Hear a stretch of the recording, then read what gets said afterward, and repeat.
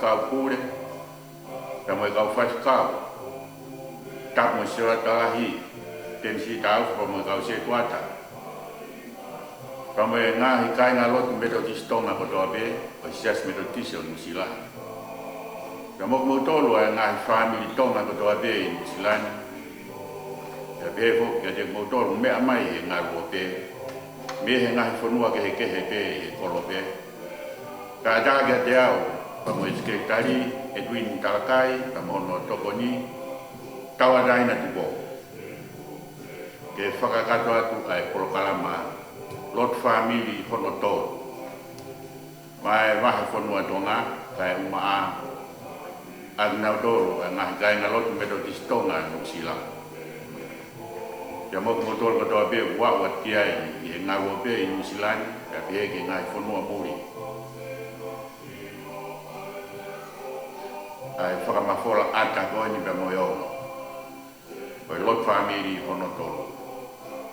Utau whaftai ki ala ofa ai o tua. Kau tarikali lei kotoa pe ki mautoro. Utau kau ngā whiohi i lot family koe e fiat koeni. Aia koe e fiat wharai tēni ahaua whitu o maa asi. Wafe wanoa. Ka watu hangatono ai Polokalamani me sias metodist ko ia Maunga Harmony North Coast Auckland New Zealand. Fai whatongia me he me fai tanga me lok mi sini foki a sias tutupo. Kore ko more be ko wihe na fe ma ke tau kamata al foki ai tau ngahi ata ka me ngau ko ya ka betu nga be ki whaingata ka teknikari o kai ke lawa ai ke kau kamata ati ai mea koe ai ekminista Jennifer Latu Saresa ya he foki ya whaikau ke ta na sindi maka uta ya mataha foki o e kau kawhine i he Polokalama ko hanga i he pure anga o whakamafola foki Nusilani ka mai mai fetu ono katoa. Koe au tau whakambe na osi ai Polokalama koe e fiafini ko maa mai ai ngā fetu tak koe pea te tau koko atu leo. Kau kore ke whaiha tau roto. E tua maf koe mau tamai whahewane a Fiona. Mau whaftai atu au hi koe ka mo e fiaf koe ahoe no noua o e tāpuni o e whonuani ka neongo ia e o tua o kai ke tāpuni ai e ofa mai e a Fiona ke te kumako ka mau whakatari o alo o wha o mau inasi ai ke aho ka mo e po i whai mo fua ka mo e whai ngata i lala a ke mo uha e o tua ke pihe ke whahina alo tāmaki o natula ngahi whakautua whakaisino kai umafoki ai vailasi korona ka me COVID tahiwa o mau whekuki moia i mamani hanu katoa ka mau kore ki a Fiona ko hiko si ngā whamiri mau kau ngā inasi mau kau ngā whiohi i whiohi angani e o tua ki mau whiohi pe i he a Fiona tatake ati mau toro mau lot no kore ne kwa whaaro ko Sisu Christ ko mau whaamu ui e me. Kua u te uta whinau o whakawaanga hane koe na whakahoko atu o watu ai Polokalama koe ni me he whare lotu i Sias Metodisi North Coast i Auckland i New Zealand. Ai e koe whiawhi monite kure lulu mo e whalaite i taini hoko ai hiwa e whiawhi whakahoko atu ai Polokalama lot family ma minau tola na family ko to pe o wa ki ai Polokalama ko ni dai ni hi vai fi o wa ai Polokalama i UFF ko ia rai ngata ko ai kai afsa pa de kai poko ko ia ai tahawa o wa ma be ai Polokalama tataki mau ngā pres ko ia e kau ai na tamata be i sapa te ko ia ko tau situ me ai a o maasi e sapa te kono manate tau koko ki ai ka ua hiwa maasi wafe ua noa e whakahau katuia e Puriako o e Methodist Theological College ai o whaikau ko e tā nasi whakahau taimi tahaua hoa tāi kai he ngahi pongpongi fo e ahon ko toate ko e mongu taukala o atuia i he Facebook a he pe foki e Facebook ya ngai tokoni whakaroto la ai whakau to da nasi di whakauta ai mo smaheni ko ia o toko laki pe lawate e kai o ua ia ai ui ko ia ko whakampe ke tako watu ki he wesi me he whorofora e o atua e tau lot family pa mo e whakaroto laki ko ia o he hea fini ko whamore more atu ki he tautupu pa mo kumotolo e whanau te taurahi whakatonga pe i he hea fini kai iai no whakarerei e tau poro parama i ui kahau e inasia e tau whanau pa pe foki i he tautupu Vesi o e fiatkoini o hae o kosperi na hite sione wahe waru vesi mo fu maua ai a pehe. Ka te forofora sisu ka te nautolo pehe, wau wewe mama o mamani. Koia une mui ke te au, e gai au hito te ne whanonga i he pouri, ka te ne maku ai mama o e moui. Ka venga o e malanga, koe mama monia. Kawera e maranga, koe mama monia. Koe kosperi hiki e sione apostolo, na e toki hiki a mahalo ki kau hiwa ngofu, koe uwak senturi, iha tai whaingata ala. Hiri hangahi kau no holoki no haweki, koe tempare i Seusarema, kana tama te mo kalu se whai ai toko la, ia whakautu tuai, ahono malanga i koia ko sisa ai otua pia koia ai whakamukui o mamani. E dai na e fatwa e sione ai kosperi koina ni iki kone akwa pia ne fie mako ke whakamoni ko sisu kalaisi ai whakamukui o mamani. Koia o pā e sione wahai wanoa ves tolongu mataha kone pe ai. Wo hiki e ni koe uhi ke tui ko sisu koia ai aro e otua o ikai ko sisa. Koia ai whakamui o mamani o ikai ko sisa. Koe kosperi ene o tua fitu ai ai pehe e sisu ko au. Kange koia ko au pe koe maa o e moui hae wahe ono ves toni ma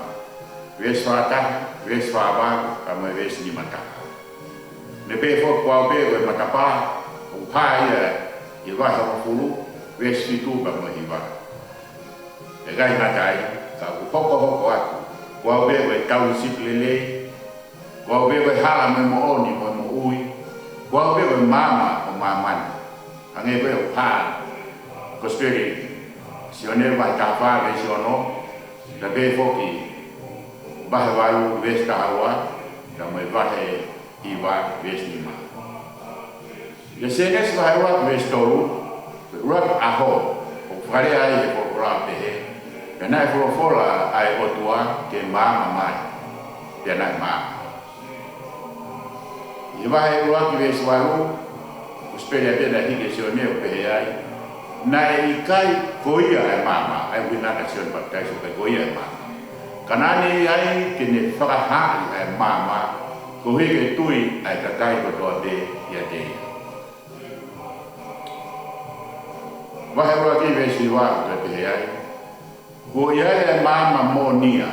ai a hune hukolo ai tangata tangata, pia hune haki mamai. I wahe roa ki vesi tang whāu ka whakare ai o pehe, pena e hoko a whorofora o kakanu, o ne whokotu hono tāpa ne kare, i o tau roto ngā. Kena tawa mata ki o sky na.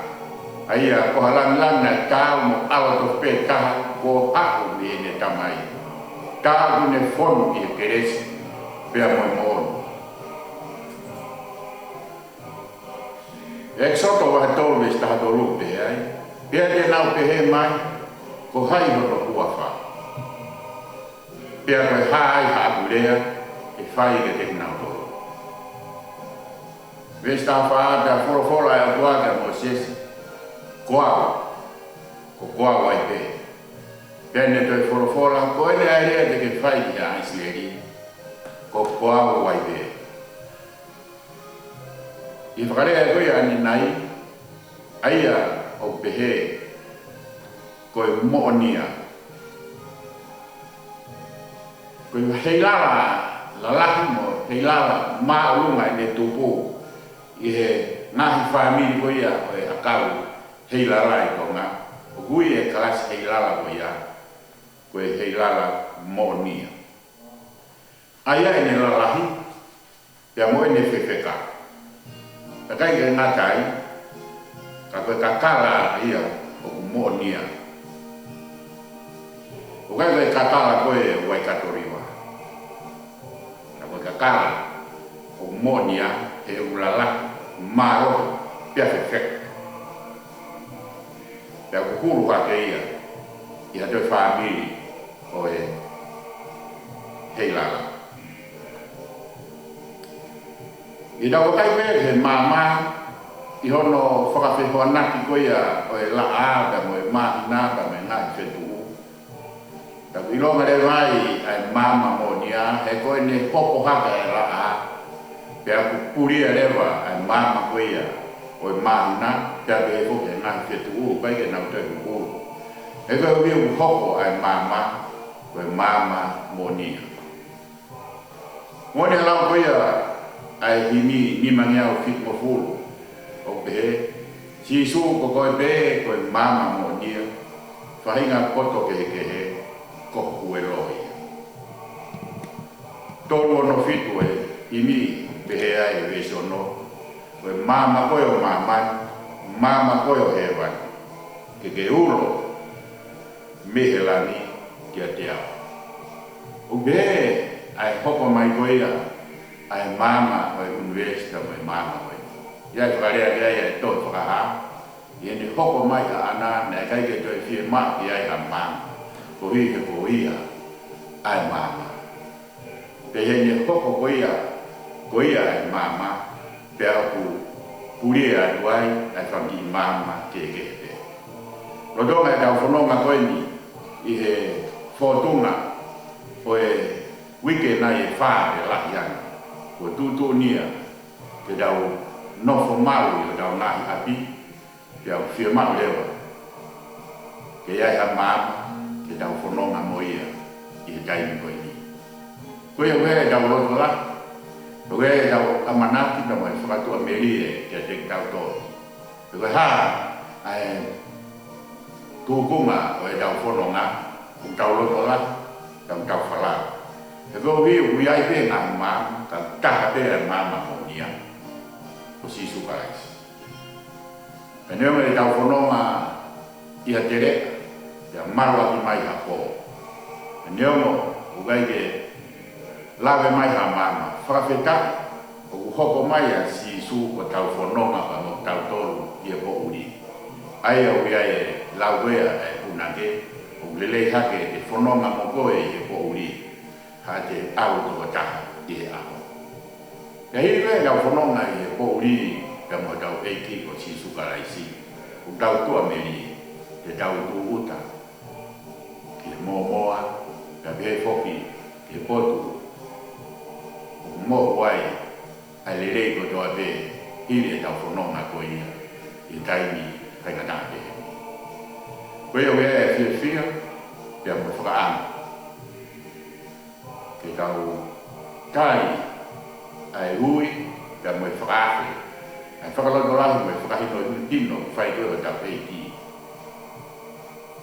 ke tau kai ai mama mo nia ai e mo tau eiko si sukaraisi ke hoko ia koe mama ke ne kuru o tau wala i e taimi o tau whanonga ia e toko nia ke whamiri ke whono ofa toko nia ke whamiri ke nau whakataka. Toko nia ke whamiri ke nau merino i api. kai ngata i kai lawa ngahi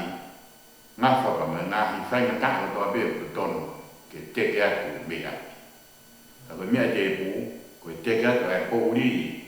mi he tau no ko ya ya ki te ke ka ko uri mi ho tau na fa biri ka me he sia si pe be he foki ki he forwa pe mo ngahi fio i ama ko to be o tau ya ko le ke fai ro ko ni ka ka ma ro ko no to e tua mas mau fakaya ke afiona ke wikai ke mau wa abe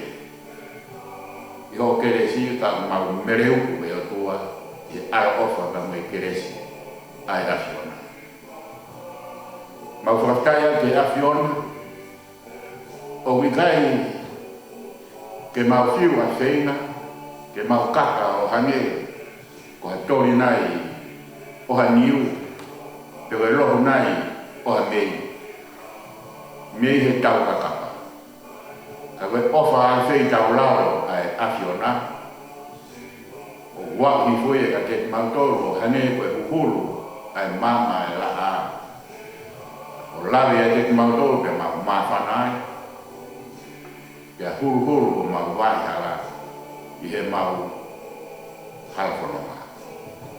pe dua mau whakaya o al ofa ai hoko mai o alo koe mana ke te kumako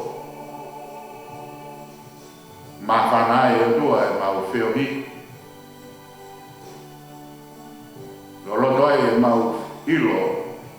ki he afiona ke lahia i ka moe keresi o ke whakakeresi aki i mau mau kore ki he afiona e o tua ki tōni mai ngahi apsia mau mana tua e si uito kai umaa e si famili siasi ni to tisi o ne hunga tōni ki he whaikau o me se kuata kai umaa e si famili e o tua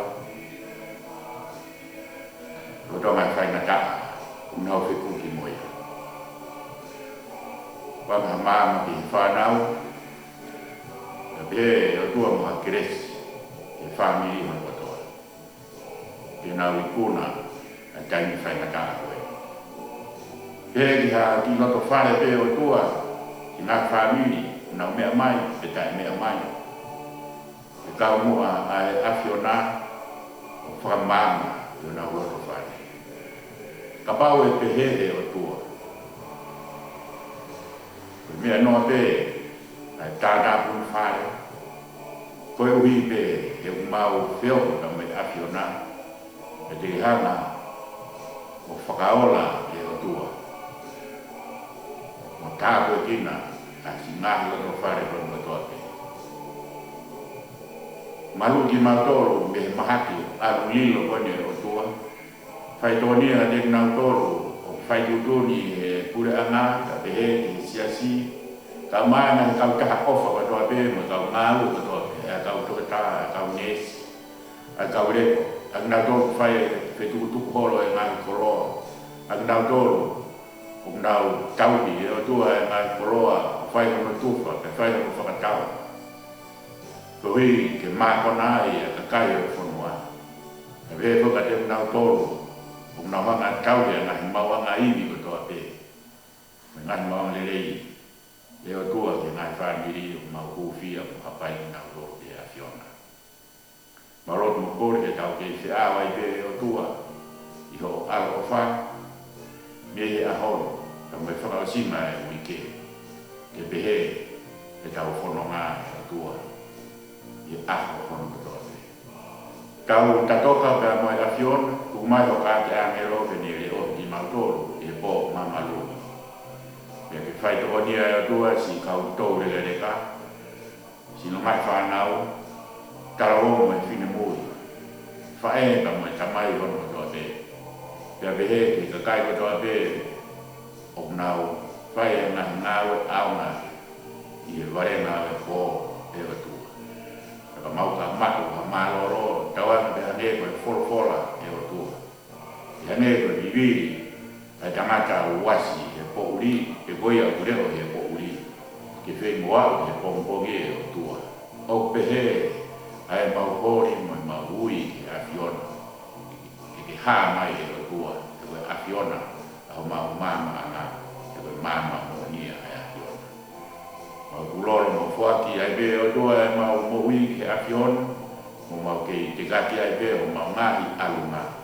e ke hoko mai mua e afiona o huru mau ngahi vai sara i wafo aro o sisu Christ kako mau whakamu ui e me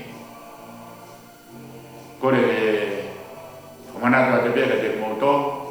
mone lawe o uti aki e paremia te sinta aden kai uma afo i a nau tolu ko nau whakawha mai i he ngahi Filipi tu e ngahi klip ke tau kau kata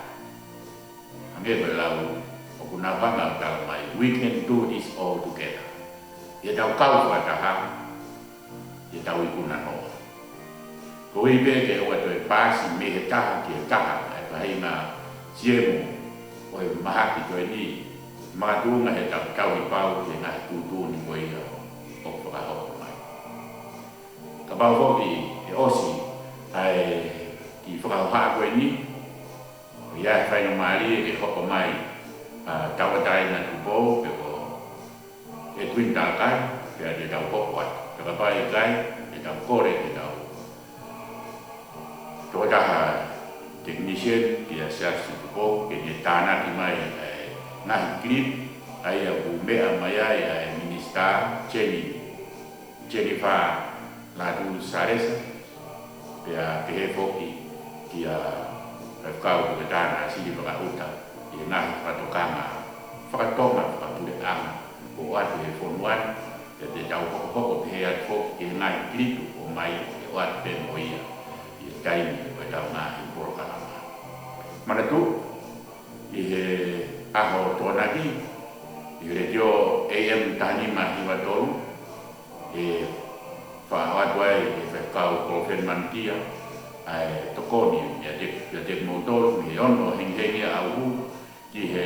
kahawa kota e hoka da be foki pa mai mo tawala wa dia e pompom pa mo tote e perkau kota na simu auto dai he sabate inhanga wa dai kahawa kota ai tataki e tau pe ngano ma tau wa ma keresi koia i he kota sabate dai kahawa ya tau to ho wa te tau mai lo family mo ni te pulelu ka me fly te wika wa ho he tai poko ko ya e fitu pompo ya ko na programa be o faere na siasi ai o faere sumba ai siasi ko ya vai ni monia to ko ponson bi mo do de mo wake pompomia mo au de Facebook a vai ni monia ko pes ko ya vai ni monia kau ni from Marisino ko ya pia gai na gai kau ia be pa na programa ke he kau fai kau ko be na podcast ko whakakato e nau mahi programa mana tu foi mai ni ma buena tau la be gai ane ko tau mahi foi ma motuhi ai sei ni o hoko covid tai wa atu whakai ehi da whakamama me ka kai he a ka mita e rua be la ia ko whenua sino pe ko wa au mo taha o pas pe vaka duai ai covid tai wa ma no wa ko ma fan de tau ki tau do mo api ba ko to be ke ma tau de feto ke na feto tau ma we to la ya ki ro to mai a ho ane ko ya ko peto ko fa kau da mo to a ko fa ma ro fa mai fa tau ya ko ma ya no ma no to ru ma o e tu ba mo la no mo ta fa ma o to fa re ta mo ta ma lo ki no he ma he na fa o ati family ko to ha pe ke ama ai fa na o i fa ko ko fa to ni ya i a ye ne pe he e mo fi ai family e fa ye ke to ni a ko to ka ka to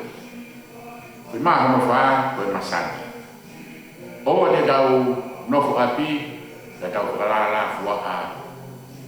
oa e au ke nga we ka to te le ka Ke ka wa matua, ya vai le fine matua. O te le tu e te le ke aho, ya ngau e ke tai ni ka mo fana. Ma ho ni ma ko ma. Aia ko ma ina ta hai, te wana ngalo ai o tua ma fi. Te tai ni a ya o fala ra loto, ka mo fala loto e te tui, ya mo loto. Ko fe mai ni ma, o tu watu te da mana tu ma ki ai. Io te da wanga tau kaunga kau patah lo ko to be pe te tau ikuna le lo ai nga u ko ia ko tau tu pa te tau nga o patah ai ai pure anga siasi ka mo ka kai ko to be te tau nga o patah te tau la ai ko ikuna ai me a ko ni ko ko ka ba le wa i dai ke lava siasi tana kia ko ma ko ni ko kore de mo ho atu ya mo Edwin Talkai e foki ya tawa dai na tu po i dai ni pe no atu i he Facebook a ai ko ma ko ia ki na ata pe na clip we ina toro na kula ya te maro mi to mo me mai mo to me mai e wa da sa ba de dai ho pa ta wa dai da mo ma fi de si ya ho pa dai be ho ki ja mo ni te pure lulu ka me farai te dai hi wa ko di da ko kala ma lot fa ni maro me mai mo me a ko no ma ai o tua ai ya mama o te ta ta mai ko ke o fa ke no fo ia mo ngai ko to mo ngai fa ka ya kai si su ka pa ka tua mas ko ta mai pe mo a lau ma ni ma o fa ke mo to ko to be ia o ta na e me